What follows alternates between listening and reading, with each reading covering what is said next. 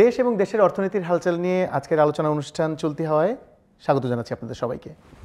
সাম্প্রতিক সময়ে বাংলাদেশের জন্য একটি আলোচিত খবর ছিল আন্তর্জাতিক ঋণমান যাচাইকারী সংস্থা মুডিজ রেটিংসের মূল্যায়নের। বাংলাদেশের দীর্ঘমেয়াদী ঋণমান অবনমনের একটি ঘটনা ঘটেছে। সেক্ষেত্রে বাংলাদেশের মুডিজের রেটিং ছিল B1 এবং সেটিকে নামিয়ে B2-তে আনা হয়েছে এবং একই সাথে দেশের অর্থনীতির পূর্বাভাস স্থিতিশীল থেকে নেতিবাচকে নামিয়ে এনেছে মুডিজ। দেশের ব্যাংকিং ব্যবস্থায় এক ধরনের চলমান অস্থিরতা আমরা 2022 সাল থেকে দেখতে পাচ্ছিলাম, যেটা 2024 সালে এসে প্রকট আকার ধারণ করে এবং শুরুর দিক থেকেই বেসরকারি বেশ কয়েকটি ব্যাংকে টাকা ছাপিয়ে বাংলাদেশ ব্যাংক তারল্য সংকট কাটানোর জন্য সহায়তা করে আসছিল, যেটা 2024 সালের পরে প্রায় 24,000 কোটি টাকার সমপরিমাণ অর্থে দাঁড়ায়। এই বছরের শুরুর দিকে খেলাপি ঋণের মোট পরিমাণও বেড়ে গিয়েছিল, প্রায় 3 লক্ষ কোটি টাকায় পৌঁছেছে সেটা। এর ভেতর 1,35,000 কোটি টাকা নতুন করে গত বছর 5 আগস্টের পরে যোগ হয়েছে এই তালিকায়। ব্যাংকিং খাতের আস্থার সংকট এবং এর পাশাপাশি সাম্প্রতিক রাজনৈতিক প্রেক্ষাপটের পরিবর্তনের ফলে আসন্ন সময়ে বাংলাদেশের ব্যাংকিং খাতের চেহারাটা কী দাঁড়াচ্ছে সেটা নিয়ে আজ আলোচনা করব আমরা আমাদের আজকের আলোচকের সঙ্গে। আর আলোচক হিসেবে আজ থাকছেন ঢাকা ব্যাংক পিএলসির ম্যানেজিং ডিরেক্টর এবং সিইও শেখ মোহাম্মদ মারুফ। প্রায় 3 দশক ধরে দেশি এবং বিদেশি ব্যাংকগুলোতে কাজ করার অভিজ্ঞতা নিয়ে এসেছেন তিনি। 2024 সালের অক্টোবর মাসে ঢাকা ব্যাংকে যোগদান করেন এবং তার আগে আরেকটি ব্যাংকে তিনি এডিশনাল ম্যানেজিং ডিরেক্টর এবং চিফ বিজনেস অফিসারের দায়িত্ব পালন করছিলেন। শেখ মোহাম্মদ মারুফ, চলতি হয় স্বাগত জানাচ্ছি আপনাকে। থ্যাংক ইউ কাশা ভাই, থ্যাংক ইউ ভেরি মাচ। আমার প্রথম প্রশ্ন, মুডিজের এই যে রেটিং, আমাদের যে অবনমন হলো, সেটা কি খুব সিরিয়াসলি নেওয়ার ব্যাপার নাকি আমরা একটু হালকাভাবে নিতে পারবো? Moody's is an international credit rating agencies. সারা ওয়ার্ল্ডের ইনস্টিটিউটগুলোকে ইভ্যালুয়েট করার জন্য ইনভেস্টররা মুডিজের রেটিং দেখে। সেই অর্থে ওটাকে হালকা করে দেখার কোনো অবকাশ আমাদের নাই, কারণ পৃথিবীতে আমরা যখন অনেক কথা বলছি, ইনভেস্টমেন্ট নিয়ে কথা বলছি, আমাদের রিসেন্টলি একটা ইনভেস্টমেন্ট সামিট হলো, beta did a fantastic job in terms of onboarding lot of large investors. সেই ক্ষেত্রে মুডিজের এই রেটিংটাকে খাটো করে বা ডিসকাউন্ট করে দেখার অবকাশ নেই, বিকজ পৃথিবীতে যখন কোনো দেশে ইনভেস্ট করতে যায় ইনভেস্টাররা সেই দেশের মুডিজ রেটিং দেখে। আপনি যদি দেখেন মুডিজের সাথে আমি ডিল করেছি, বিকজ আমার যে কার্যক্ষেত্রে যেসব জায়গায় ছিলাম সেখানে মুডিজ রেটেড ছিল, অ্যান্ড সেখানে আমাদের every year you know that Moody evaluate your credit rating every year, and প্রত্যেক বছরই জুন জুলাইয়ের দিকে আমাদের একটা মিটিং হতো। দেখেন, Moody's rating is like credit rating agency, and credit people are always negative. They will highlight the negative part more than the positive part. And সেই ক্ষেত্রে দেখেন Bangladesh, if I'm not wrong, প্রথমে ছিল B ratings, then B1, then B2. এই যে downgrade হলো, সেই ডাউনগ্রেডের কারণ কিন্তু তৎক্ষণাৎ হলো এবং বাংলাদেশের অর্থনীতিতে এবং রাজনৈতিক পরিস্থিতিতে কিছুটা নেগেটিভিটির কারণে। এবং এবারে যে চেঞ্জটা সবচেয়ে বড় জিনিস, যে এর আগে কিন্তু বাংলাদেশের ইকোনমিকে স্টেবল দেখাতো, এবার আউটলুক নেগেটিভ। এটা আমাদের জন্য অনেক বড় একটা চিন্তার বিষয়। দেখেন, এগুলোতে প্রথম কী কাজটা হয়, আমাদের কস্ট অফ ডুইং বিজনেস বেড়ে যায়। আমরা যারাই যেই প্রত্যেকটা ব্যাংক, করেসপন্ডেন্ট ব্যাংকিং, বাইরে থেকে যে ফান্ড আনি বড় করি, প্রত্যেকটা কস্ট বেড়ে যায়, বিকজ এইসব রেটিং যত ডাউনগ্রেড হয় তত রিস্কি মনে করে, then people expect higher returns, right, is better then the over country rating. সেই ক্ষেত্রে কী জিনিসগুলো দেখে, আপনার কোম্পানিতে ভালো রেটের কোনো কোম্পানি ইনভেস্টমেন্ট আছে কিনা, সেই ইনভেস্টমেন্ট কতটুকু, 20-30% বেশি হলে ওটাকে সেইটা ভালো দিক। আপনার টিয়ার 1 ক্যাপিটাল কতটুকু আছে। আমরা অলওয়েজ মনে করি ব্যাঙ্কিং সেগমেন্টে যে আমাদের 15% 60% capital adequacy is very good. Globally যদি দেখেন প্রত্যেকটা ব্যাংকের ক্যাপিটাল অ্যাডিকুয়েসি অনেক হাই। 20% যদি না হয় ওরা আপনাকে খুব ভালো স্ট্রং ব্যাংক বলে না, বিকজ ব্যাংক একটা ক্যাপিটাল ইন্টেন্সিভ ইন্ডাস্ট্রি। ব্যাংকে যে কিছু করার জন্য ক্যাপিটালের প্রয়োজন হয়। সো আপনার ক্যাপিটাল ভালো এবং টিয়ার 1 ক্যাপিটাল স্ট্রং ক্যাপিটাল। আপনার ইনকামের গ্রোথটা কি ইরাটিক নাকি stable, that is something important. Liquidity, your governance, your process through which you are anything, through which you are evaluating credit, through which you are procuring something, your board management, your recruitment, overall operational process and credit process, procurement process, সমস্ত কিছু part of your governance. এই সমস্ত কিছু বিবেচনায় যদি মোটা দাগে বলি, এগুলো বিবেচনা করে একটা ব্যাংকের ক্রেডিট রেটিং হয়। এবং দেশের ক্ষেত্রে তো রাজনীতি, ইকোনমিক স্টেবিলিটি অ্যান্ড আপনার governance framework these are very important. আপনি দেখেন ব্যাংকিং সেগমেন্টে কিন্তু ওরা ডাউনগ্রেড করেছে। ব্যাংকিং সেগমেন্ট যখন করেছে তখন গভর্নেন্সের কথা বলেছে, এনপিএল এর কথা বলেছে, দেশের ক্ষেত্রে বলেছে পলিটিক্যাল সিনারিও। তো এই সামগ্রিক বিচারে আমরা যদি আমাদের এই রেটিংটাকে দেখেন, আমি আমার অভিজ্ঞতা দেখেছি যখন আপনি একটু ভালো করেন মুডি তৎক্ষণাৎ কিন্তু আপনাকে আপগ্রেড করে দেয় না। They want to see consistency, যে আপনি কনসিস্টেন্টলি ভালোটা করছেন কিনা। খারাপ যখন করবেন চট করে নামিয়ে দেয়। সো আমরা বি থেকে B2-তে এসছি, I think 15 years if not wrong. আমরা তো ক্রমাগত ধাপ নামছি। আমাদের এখন প্রথম জিনিসটা হবে আমাদের এটাকে ধরে রাখা এবং এর থেকে উন্নতি করা। তার জন্য প্রথমে আমাদের ওভারঅল কান্ট্রি গভর্নেন্স নিয়ে, এনপি নিয়ে, পলিটিক্যাল স্টেবিলিটি নিয়ে যে কথাগুলো আসছে সেই ব্যাপারে আমাদের একটা সুনির্দিষ্ট ডিসিশন নিতে হবে। এবং সেই দৃষ্টিতে আমরা কীভাবে ভাবলে হবে না, সারা বিশ্ব আমাদের কীভাবে দেখতে চায় সেভাবে আমাদের কাজ। বিকজ আমরা কিন্তু এই বৈশ্বিক অর্থনীতির মধ্যে সারা পৃথিবী আমাকে কীভাবে দেখতে চায় সেভাবেই আমাকে তৈরি করে সেভাবে আমাদের কার্যক্রম that should reflect in everything that I do. Only then we can see some upgradation of our credit rating.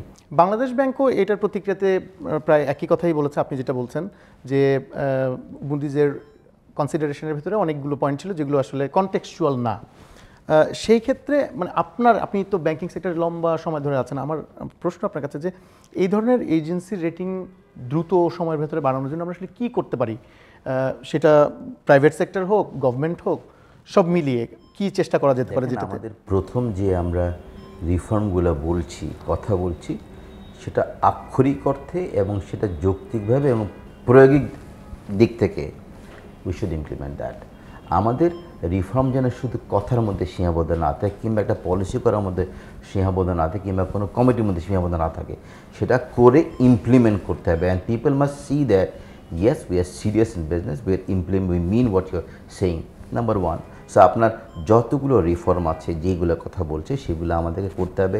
Financial sector reform, judicial sector reform, governance framework, সেগুলো করে ইমপ্লিমেন্ট করতে, এবং সেগুলো কী কাজগুলো করলে বিশ্ব আমাদেরকে দেখবে yes we are serious about this, সেইগুলো ইনশিওর করতে হবে। আমি sure we all know what we need to do.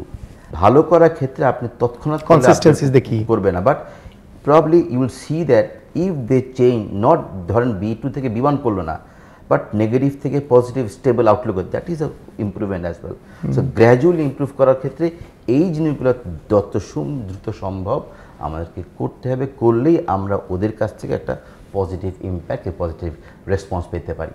Bangladesh ব্যাংকের সাম্প্রতিক যে উদ্যোগগুলো, বিশেষ করে প্রাইভেট সেক্টরের যে ব্যাংকগুলো আছে সেগুলোকে রেগুলেট করার জন্য এবং অর্থনীতিকে চাঙা করার জন্য বাংলাদেশ ব্যাংকের কিছু ইনিশিয়েটিভ আছে, এগুলোর ব্যাপারে আপনার মূল্যায়ন কি? দেখেন, বাংলাদেশ ব্যাংক এই বছর স্পেশালি 5ই আগস্টের পরে অনেকগুলা পদক্ষেপ নিয়েছে। বিভিন্ন ব্যাংকের বোর্ড ভেঙে দিয়েছে, বোর্ডগুলো ভেঙে সেখানে আপনার ইন্ডিপেন্ডেন্ট ডিরেক্টর নিয়োগ করেছে। বাংলাদেশের অতীতে এই কাজগুলো খুব কম করেছে, বাট এই বছর অনেক জায়গায় যেটা যৌক্তিক ছিল। আমরা দেখছি বাংলাদেশ ব্যাংকের তরফ থেকে আপনার ইন্সপেকশনে, অডিটে অনেক ধরনের কোয়ালিটেটিভ অ্যান্ড অনেক ধরনের যৌক্তিক জিনিসপত্র রিফ্লেক্টর হচ্ছে, যেটাতে দেখে প্রতীয়মান হয় যে বাংলাদেশ ব্যাংক এই ওভারঅল সেগমেন্টটাতে একটা গভর্নেন্স স্টেবিলিটি, একটা স্বচ্ছতা আনার ব্যাপারে সচেষ্ট। সো আমার কাছে মনে হয় বাংলাদেশ ব্যাংকের যেই জাতীয় চেঞ্জগুলো নিয়েছে আমাদের বিচারে ফাইন্যান্সিয়াল সেগমেন্টে ইমপ্রুভমেন্টের জন্য একটা ইম্পর্টেন্ট পার্ট হচ্ছে গভর্নেন্সটা আমাদের স্বচ্ছতা আনতে হবে। আপনি দেখেন ব্যাংকিং সেক্টরে যে ব্যাংকগুলো ভালো করছে প্রত্যেকটা কিন্তু ম্যানেজমেন্ট ড্রিভেন ব্যাংক, প্রত্যেকটা ব্যাংকই ম্যানেজমেন্ট এমপাওয়ার্ড। সো আমার কাছে মনে হয় যে বাংলাদেশ ব্যাংকেরও কার্যক্ষেত্রে এটাও আনা উচিত যে হাউ টু এমপাওয়ার ম্যানেজমেন্ট মোর। দেখেন মার্কেটে যতগুলো ব্যাংক এই বাংলাদেশের হিস্ট্রিতে একদম দুরবস্থা থেকে এখন শীর্ষসারি ব্যাংক, প্রত্যেকটাই কিন্তু এসছে বিকজ অফ ম্যানেজমেন্টের দক্ষতা, ম্যানেজমেন্টের সাথে বোর্ডের একটা সুন্দর সমন্বয়। বোর্ডের কাজটা করেছে, ম্যানেজমেন্ট তার কাজটা করেছে। এবং সারা পৃথিবীতে আপনি দেখবেন যে ব্যাংক ম্যানেজমেন্টের ক্ষেত্রে ম্যানেজমেন্ট যদি তার কাজটা রাইটফুলি করে, বোর্ড যদি তার কাজটা রাইটলি করে, বোর্ডের কাজ কিন্তু day to day bank manage করা না। Bank management should be empowered to manage the board on a day-to-day basis. Board will guide the management on strategical direction. কোথায় যাচ্ছি আমরা, কোন জায়গায় যাব, সেই জায়গায়। বাংলাদেশ ব্যাংকেরও আমার কাছে মনে হয় আমার দৃষ্টিতে কী স্টেপ নিলে পদক্ষেপ নিয়ে ম্যানেজমেন্ট আরও স্মুথলি আরও এফিসিয়েন্টলি আরও তড়িৎ গতিতে কাজটা করতে পারে, because time promptness and speed of work is very important thing for our industry. So it should be such that আমি যদি যে কাজটা মনে করি আমার সেই কাজটা করার যদি এম্পাওয়ারমেন্ট থাকে, অথরিটি থাকে, I can do it immediately. Because এই জিনিসগুলো যদি আমার কাছে মনে আরও সুনিপুণ দৃশ্যে দেখা হয় বা ইন্টারনেট দেখা হয়, আমার কাছে মানে ওভারঅল গভর্নেন্সের কথা বলছি, স্টেবিলিটির কথা বলছি, will see improvement from war it is right now. But আমি বাংলাদেশ ব্যাংকের এই যাবৎকালে যে স্টেপগুলো নিয়েছে আমি স্বাগত জানাই বাংলাদেশ ব্যাংকে ফর দোজ স্টেপস। ব্যাংক নিয়ে একটা আস্থা অনাস্থার জায়গা সাধারণ মানুষের ভিতরে তৈরি হয়েছিল এবং সেটা বেশ দীর্ঘ সময় ধরে চলমান ছিল, আপনি জানেন। আপনারা যারা প্রাইভেট ব্যাংকগুলোকে চালাচ্ছেন তাদের ভেতরে কি এই বিষয়গুলো নিয়ে কোনো ধরনের মানে শঙ্কা তৈরি হয় যে আমরা আসলে আমাদের ক্লায়েন্ট হারাবো কিনা, বা আমরা আসলে নতুন ক্লায়েন্ট অ্যাট্রাক্ট করার জন্য কী করবো? এই ক্ষেত্রে ব্যাংকগুলো আসলে, বা বিশেষ করে আপনাদের ব্যাংক কী ধরনের স্ট্র্যাটেজি নিচ্ছে বা কী ধরনের কর্মকৌশল আপনারা চিন্তা করছেন যেটাতে গ্রাহকের আস্থা ফেরত আসবে এবং গ্রাহক আবার পুনরুদ্যমে তাদের টাকা জমা করা থেকে শুরু করে বা ব্যাংকের কাছ থেকে লোন নেওয়ার বিষয়টা, এই জিনিসগুলোতে আবার স্বতঃস্ফূর্তভাবে অংশগ্রহণ করবে? ওভারঅল যে সেন্টিমেন্টটা বলছি আমরা, সেটা তো সত্য। মানুষের মধ্যে তো একটা অস্থিরতা আছে, অনাস্থা আছে। আপনি কখনো চিন্তা করে গেছে বাংলাদেশের একটা ব্যাংকে আপনি গিয়েছেন, সেই ব্যাংকে 1 লাখ টাকার চেক দিয়েছেন, টাকার চেক অনার করতে পারছে না? সেগুলো তো নাই। এবং যেই ধরনের দুর্নীতির কথা শুনছি সেগুলো তো কখনো আগে হয়নি। Of course it has created a very vulnerability এমন on the overall banking industry, ব্যাংকের প্রতি একটা অনাস্থা সৃষ্টি করে। আমি মনে করছি যে আমরা চাচ্ছি ব্যাংকে লোকজনকে আরও ব্যাংকিং ইন্ডাস্ট্রি নিয়ে আসতে। বাংলাদেশের ফাইন্যান্সিয়াল ইনক্লুশনের ক্ষেত্রে মানুষ যদি দ্রুত ব্যাংকে আসে, আরও ব্যাংকে যদি ইনভেস্ট করে টাকা রাখে, তাহলে আমাদের ওভারঅল ইকোনমির জন্য উন্নতি হবে। সেই সময় যদি ঘটনা ঘটে, সেটা আমাদের সবার জন্য দুঃখজনক ব্যাপার। এবং আমাদের ফাইন্যান্সিয়াল ইনক্লুশনের ক্ষেত্রে আমরা যে পদক্ষেপ নিচ্ছি, যে কাজটা করছি, আমাদের কাজটাকে আরও দীর্ঘায়িত করছে, কাজটাকে জটিল করছে। বাট আমরা ভালো ব্যাংক যারা আছি তারা এর মধ্যে লোকজনদের কাছে নানাভাবে পৌঁছানোর চেষ্টা করছি। আপনারা জানেন যে ব্যাংকগুলো আপনার নানাভাবে আজকাল ডিজিটালি কাজ করার চেষ্টা করছে। আমরাই গত বছরে আমরা প্রায় 1 মিলিয়ন ন্যানো ডিপোজিট অ্যাড করছি। এবছর ফার্স্ট 3 মাসে 3 লাখ হয়েছে। সো আমরা এই সুযোগের এই অবস্থার মধ্যে আমরা আমাদের সক্ষমতা নিয়ে, আমাদের রেপুটেশন নিয়ে, আমাদের নতুন নতুন চিন্তাভাবনা নিয়ে লোকজনের কাছে যাচ্ছি তাদের আস্থাভাজন হতে, এবং ওইসব ব্যাংকের কাছ থেকে আমরা গ্রাহক সংগ্রহের চেষ্টা করছি যেসব ব্যাংকগুলো একটু ভালনারেবল অবস্থার মধ্যে, যেখানে আস্থার সংকট রয়েছে। এই ক্ষেত্রে সুদ হার কি একটা বড় ভূমিকা পালন করতে পারে? যে বাংলাদেশ ব্যাংক যখন সুদ হারটা নির্ধারণ করে দেয়, কখনো কখনো এমন কি হয় যে সেটা আসলে বাস্তবতার সাথে ঠিক সাযুজ্যপূর্ণ নয়? এই ক্ষেত্রে সুদ হারটা কি কোনো রকম প্রভাব ফেলতে পারে বলে আপনি মনে করেন? আমি প্রথম একটা কথা বলি, সুদ হার বা monetary policy should be in line with market condition কোথায় আছে। বিগত সরকারের আমলে আমরা মনিটারি পলিসিটা খুব ইন লাইন উইথ ইকোনমি ও in line of demand of market services দেখে নাই। 6-9 নিয়ে যদি বলি, সেটা আমার কাছে মনে হয় খুব একটা বাজে সিদ্ধান্ত ছিল। আমার কাছে মনে আছে ব্যক্তিগতভাবে আমরা বিভিন্ন জায়গায় we try to raise hour voice, but কথা শুনে না সেই জিনিসটা। এবং আমি এখনও বলি যে 6-9 বেনিফিটটা প্রান্তিক লোকজন পায়নি। 6-9 কারণে আপনার বিভিন্ন ব্যবসা প্রতিষ্ঠান হতে হবে তাদের মুনাফা বৃদ্ধি হয়েছে because low cost of deposit. But যেই উদ্দেশ্যে যেই কারণে 6-9 করা হয়েছিল সেটা সফল হয়নি। And secondly, interest rate should be in line with your inflation rate. People must not have a negative growth of the capital. Like আমার ইনফ্লেশন যদি 8% হয়, আমার ডিপোজিট রেট কখনোই 6%, 5% হওয়া উচিত। তাহলে আপনি সেভিংয়ে নিরুৎসাহিত হবেন, কারণ আপনি ইনফ্লেশনের 8%, আপনি পাচ্ছেন 5% নেগেটিভ গ্রোথ হচ্ছে আপনার এসে। আমি একেবারে মানে রাফলি বলছি, it is always should be in line with inflation. এবং আপনি কোন ব্যবসার জন্য কীরকম ডিস্ট্রিবিউশন কস্ট সেটা নিরিখে আপনার ইন্টারেস্ট রেট ঠিক করা উচিত। লাইক ফর ইনস্ট্যান্স, হোলসেল ব্যাঙ্কিংয়ের জন্য 9% ঠিক আছে, বিকজ আমরা এটার জন্য ছোটোটি বড় কাজ করে। But if you look at retail, if you look at card, if you look at small and micro, this got a huge distribution cost. And আমরা সবাই আমাদের ব্যালেন্স শিটে এসএমইতে যাই, রিটেলে যাই, কার্ডে যায় উইথ হাই ডিস্ট্রিবিউশন কস্ট। কেন? বিকজ ওই জায়গাগুলোতে আমাদের একটা নেট ইন্টারেস্ট মার্জিন বেশি থাকে। আমাদের অলওয়েজ চিন্তা করা উচিত, বোঝা উচিত ব্যাংকের প্রফিট করার প্রয়োজনীয়তা আছে। ব্যাংকের প্রফিট করলে যে অতিরিক্ত প্রফিট হচ্ছে সেই চিন্তা থেকে ধারা থেকে বের হয়ে আসতে হবে। কেন বলি আপনাকে, আমি প্রফিট করে কতটুকু ডিভিডেন্ড দেই, ডিভিডেন্ডের দেখেন হিসাবে 10, 20, 30% দেয়, বাকিটাই কিন্তু আমি রিইনভেস্ট করি। If I do not reinvest, I cannot Capital grow grow my করবে না। balance sheet. You don't expect your shareholders to come every year to put in money for your growth. তো আমাদের নিজস্ব ক্যাপিটাল অ্যাডিকুয়েসি, ব্যবসা রক্ষার ক্ষেত্রে ব্যাংকের profit করা উচিত। সো আমরা কিন্তু সবাই ওইভাবে চিন্তা করে আমাদের একটা ব্যালেন্স শিট কম্পোজ করতাম যে ওকে ফাইন, হোলসেলে you get this much of NIM.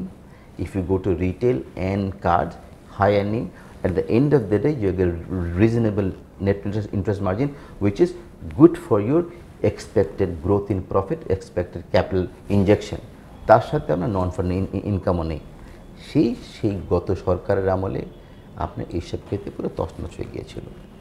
এখন এই সরকারের আমলে আপনার ইনফ্লেশন, আজকে পেপারে এসছে যে আমাদের দেশে সাবকনের মধ্যে food inflation highest in Bangladesh, 9+%। So সেই দৃষ্টিভঙ্গিতে তো অফকোর্স আপনার ইন্টারেস্ট রেট হাই হবে, অ্যান্ড ইন্টারেস্ট রেট হাই হলে as we say it's all market driven. And বাংলাদেশের অর্থনৈতিক গ্রোথের ক্ষেত্রে, জব ক্রিয়েশনের ক্ষেত্রে অফকোর্স আমি ব্যক্তিগতভাবে মনে করি যে high interest rate is a deterrent to that. আমাদের সিস্টেম কিন্তু ইফিশিয়েন্ট না, আমাদের সিস্টেম অনেক ইনএফিশিয়েন্ট এবং হিডেন কস্ট আছে। So if someone pays 15% interest on your loan, and if you add on your other hidden cost, is becoming very high for him to be লাভ করাটাই তো কষ্ট হয়ে যাবে।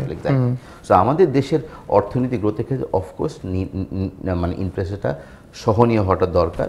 ভবিষ্যতের ব্যাংকিং খাতে স্বচ্ছতা এবং জবাবদিহিতা নিয়ে প্রচুর কথা হচ্ছে, পরিকল্পনা হচ্ছে, এবং আমরাও মনে করছি যে এটা প্রয়োজন আছে, এই ডিসকাশনগুলোর দরকার আছে।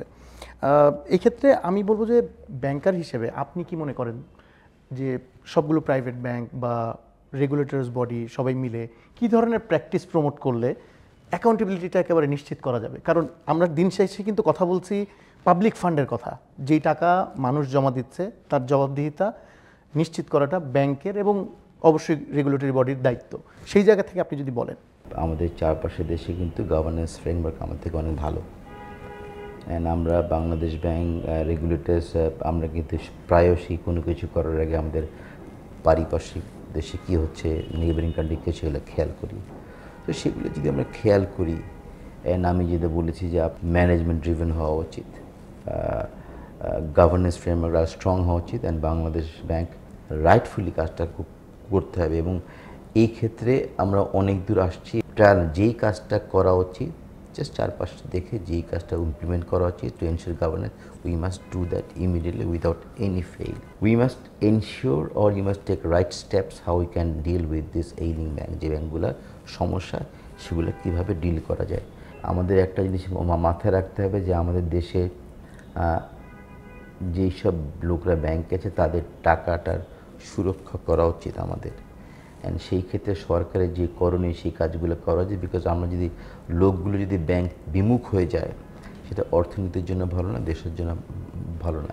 এবং একটা ব্যাংক যদি ফেল করে তার কিন্তু স্পিল ওভার ইফেক্ট অন্য ব্যাংকেও আসে। বিকজ আমরা শুধু একটা ব্যাংক একটার সাথে করে না, ডোমিনো ইফেক্ট আছে এবং ইম্প্যাক্ট আদার্স আছে। সো আমাদের খুব চিন্তাভাবনা করে অর্থনৈতিক সামগ্রিক বিচারে আমাদের একটা দৃষ্টি নিতে হবে। এবং as I mention earlier that rightfully যদি ম্যানেজমেন্ট দেওয়া যায়, রাইট ফ্রেমওয়ার্ক দেওয়া যায়, যে কোনো দুর্বল ব্যাংকে ভালো করা যায়। সো আমাদের সেই সমস্ত চিন্তা মাথায় রেখেই আমাদের সামগ্রিক ব্যাংকের উপরে লোকজন আস্থার ফিরানোর জন্য কাজ করতে হবে, গভর্নেন্সটা এনশিওর করতে হবে, ম্যানেজমেন্ট যেন ফ্রিলি অ্যান্ড প্রপারলি কাজ করতে পারে, অ্যান্ড ম্যানেজমেন্টকে আরোটা কীভাবে এম্পাওয়ার করা যায় to the right direction to the development of the overall banking sector and bank, সেই ব্যাপারে নজর দিতে হবে।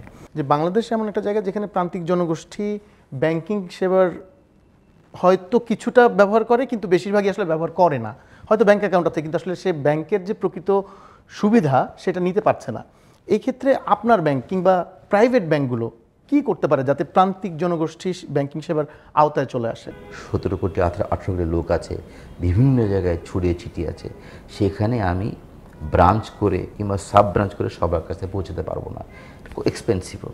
আমাদের সময় আসছে, as we mention that we need to earn enough to expand your balance sheet. We need to earn enough to have a reasonable capital adequacy so that Moody's rated us favorably. সেই ক্ষেত্রে আমাদের ইনকামের সক্ষমতার বিচারে আমাদের মনে হয়েছে যে কাস্টমার অ্যাকুইজিশন এখন ডিজিটাল যাওয়া ছাড়া কোনো উপায় নাই। I must reach out people digitally. I must reach out people in such a way that people doesn't need to come to my bank. From his own place, my people will go on a tab line. They can open the account after giving the account number right away, and he can do his banking with us without coming to my branch. ওই জায়গাগুলোতে আমাদের যাওয়া, এবং আমরা প্রত্যেকটা bank কাজ করছি যে আমি একটা লোককে তার বিহেভিয়ারের ভিত্তি করে আমি কিভাবে তাকে টাকা দিতে পারি।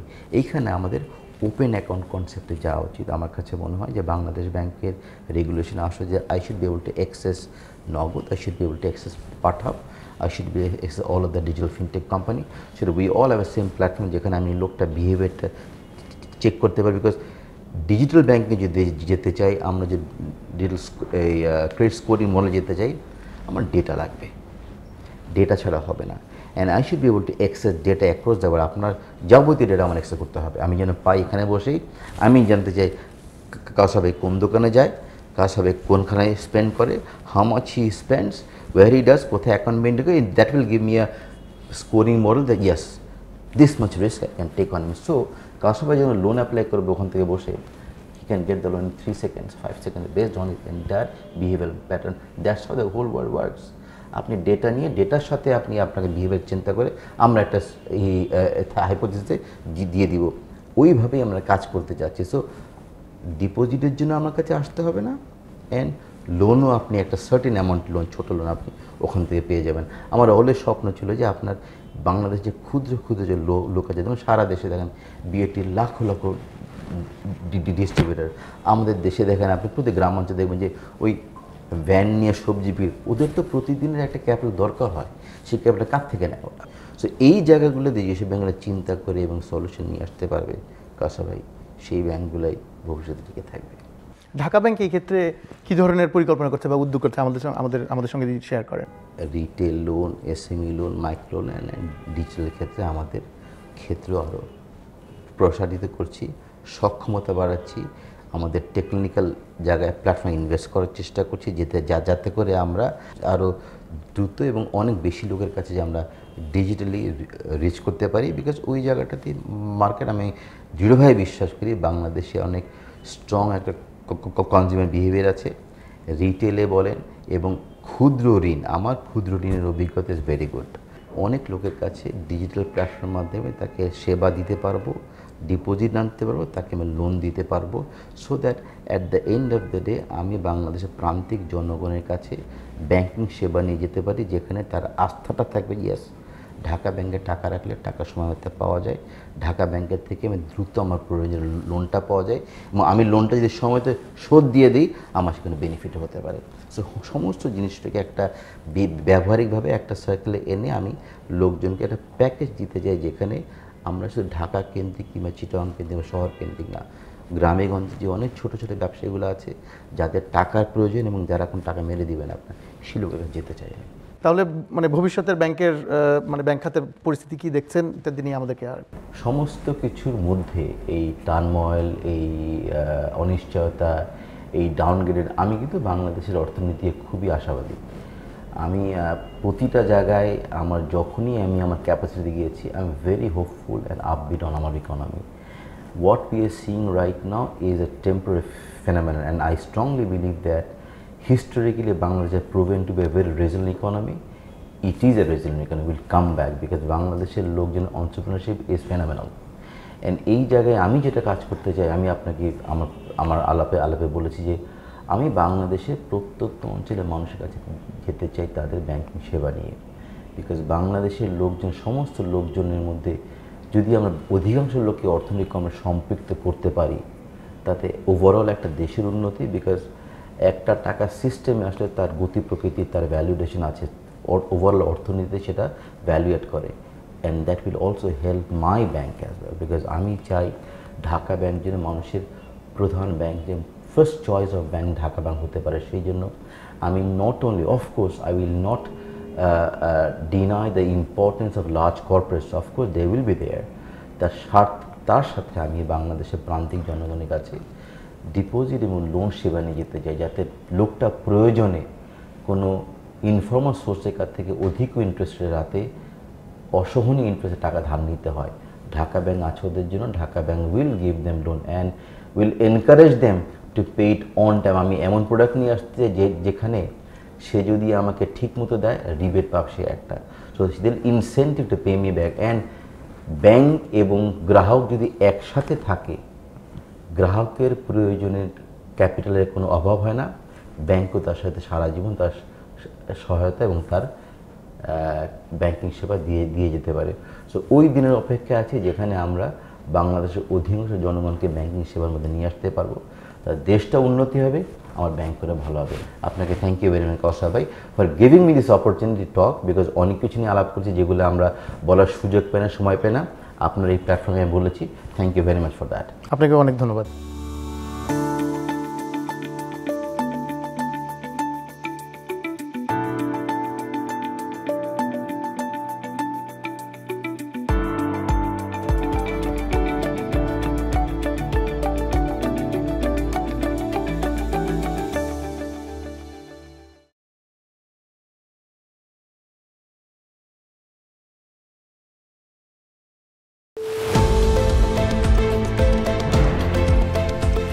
দেশের পাশে, বিশ্বের সাথে, মেট্রো টিভি।